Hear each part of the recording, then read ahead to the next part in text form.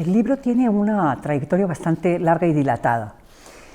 Esos manuscritos que yo presento en el libro los transcribí para la tesis doctoral y formaban, es decir, en 1992, que es cuando yo presento mi tesis doctoral. Estos manuscritos eran esbozos no identificados con poemas. Pasó el tiempo, pero a mí siempre me rondó la idea de que eso se tenía que publicar, porque eran textos de Miguel Hernández, al fin y al cabo, y se deberían de conocer. Y creo que justo ya después de su publicación se está viendo todas las... O sea, podemos tener un conocimiento, creo que mucho más profundo de Miguel Hernández. Y no es que lo diga solo yo, ya varios expertos hernandianos están viendo esa valía, ¿no? Porque algo que no aparece en el poema definitivo sí aparece en la obra anterior, o sea, cómo Miguel Hernández iba limando todo eso. Lo que pasa es que el organizar todo esto es muy complejo porque se trata de manuscritos que no están fechados. Entonces tengo que ser yo la que vaya sacando conclusiones para ver a qué etapa pertenecen. Yo me guío mucho por la letra, por supuesto por la temática que está tratando, y cuando ya has estado tantos años en conexión directa con unos manuscritos, digamos que inmediatamente o casi inmediatamente, algunos sí han sido de verdad muy dificultosos, intentar fecharlos en una parte o en otra. En cualquier caso, yo pensé que lo mejor era establecer 4 ciclos. El primero, que es el que mayor número, estamos hablando de un total de más de 170 textos. La primera parte es la más numerosa, que es la que está cercana o alrededor de Perito en Lunas, la primera obra que publicó Miguel Hernández. Aquí son prácticamente casi todos borradores.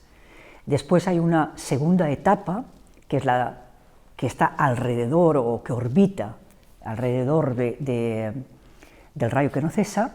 La tercera etapa, que es el ciclo de la guerra, el viento del pueblo y el hombre acecha, y la última etapa, que es el cancionero y romancero de ausencias. Entonces yo hice la clasificación de los manuscritos en esos 4. Pero claro, después en cada parte tienes que organizar. Yo voy desde textos que son muy primarios, o sea, que son simplemente gérmenes, y hasta textos que son prácticamente poemas.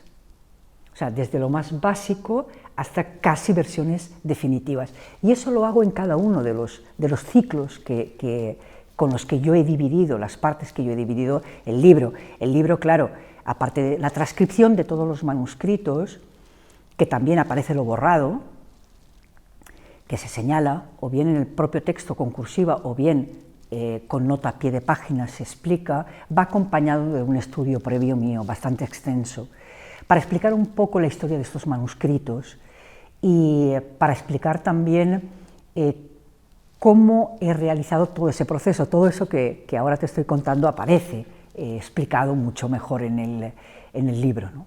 Para mí siempre es una sorpresa y o sea, Miguel Hernández es una caja de sorpresas, ¿no? Porque estamos hablando de 11 años de escritura, de poco más de 11 años de escritura, y que en tan poco tiempo pudiera escribir tantísimo, porque, claro, la mayoría ven solo lo publicado, pero es que hay toda una parte de textos no publicados de cómo Miguel Hernández luchaba con la palabra. Era un obseso de la palabra, de encontrar la palabra perfecta, de buscar en los diccionarios, de apuntar palabras, de intentar y apuntar todo aquello que se le ocurría, porque son simplemente frases, sobre todo en la primera etapa, que va anotando y que separa mediante guiones, ¿no? ¿Qué ocurre? Al tratarse de bocetos, de borradores, el poeta es, digamos, y entre comillas, más sincero, porque cuando asistimos a la obra publicada, la obra definitiva, ahí está todo pulido. Pero en todo ese proceso anterior podemos encontrar las dudas del poeta. ¿Por qué cambio esta palabra por esta otra? ¿Cómo él se le va ocurriendo el poema y va repitiendo para ir cincelando todo aquello que está haciendo? Eso, de alguna manera, ya lo había explicado en el libro que publiqué sobre el proceso de creación en el año 2013. Pero aquí ya se trata de textos que eran desconocidos. Entonces, aquí podemos encontrar, por ejemplo, los maestros de Miguel Hernández, las referencias, San Juan de la Cruz, Garcilaso, Góngora. También podemos ir hasta autores más próximos al poeta en el tiempo, como Neruda o Federico García Lorca, todos ellos aparecen mencionados en estos borradores, ¿no? Y con comentarios muy precisos sobre ellos. Y hay algo que a mí también me impresiona mucho, y es que Miguel Hernández no fue un teórico de la poesía, ¿no?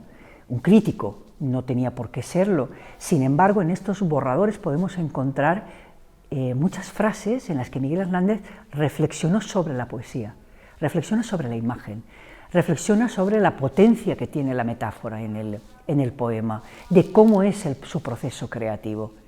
Todo eso él lo escribía y después, claro, eso no aparece en versiones definitivas, pero sí en estos textos. Entramos en el laboratorio del poeta, vemos su laboratorio, vemos cómo él empezaba, cómo tenía la idea. O sea, cuando leemos estos borradores, yo creo que vemos perfectamente, o podemos imaginar perfectamente cómo él iba escribiendo, ¿no? Cómo se le ocurría esa idea, cómo iba matizando esa idea, la inconformidad del poeta. O sea, no se conformaba con cualquier cosa, sino que iba borrando, iba tachando, y claro, todo eso con el tiempo él está aprendiendo en ese primer ciclo, pero después ya el poeta está formado, ¿no? Entonces las tachaduras ya no son tantas, los borradores ya no son tantos, y ya prácticamente esas versiones previas a lo que él quería escribir ya son mucho más claras, ya son casi poemas definitivos. Contradictoriamente, y yo decía eso, que Miguel Hernández en la escritura, desgraciadamente, cuando estuvo en la cárcel fue más libre que nunca, ¿no? Y lo comparaba con el Quijote. El Quijote, cuando vuelve en la segunda parte enjaulado, sin embargo su espíritu es más libre que nunca. Y es muy duro decir eso, pero desde la escritura yo creo que así fue. El Cancionero y Romancero de Ausencias yo creo que es la obra cumbre de Miguel Hernández, y como sabemos, gran parte del Cancionero y Romancero de Ausencias fue escrito ahí. Porque en el primer libro de Miguel Hernández, Perito en Lunas, él quiso escribir las octavas porque muchos escritores, poetas del 27 lo habían hecho.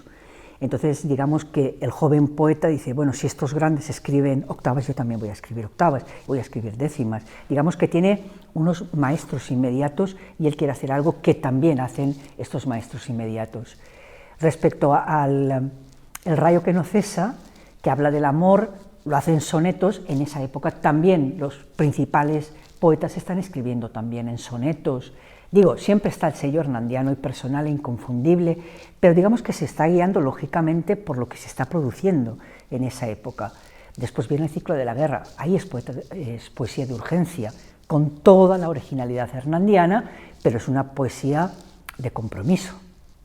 Y es los poemas que tiene que escribir y tiene que recitar, y de hecho recita en el frente de batalla. Entonces tiene que ser unos poemas escritos para ese momento, ad hoc, para la guerra civil.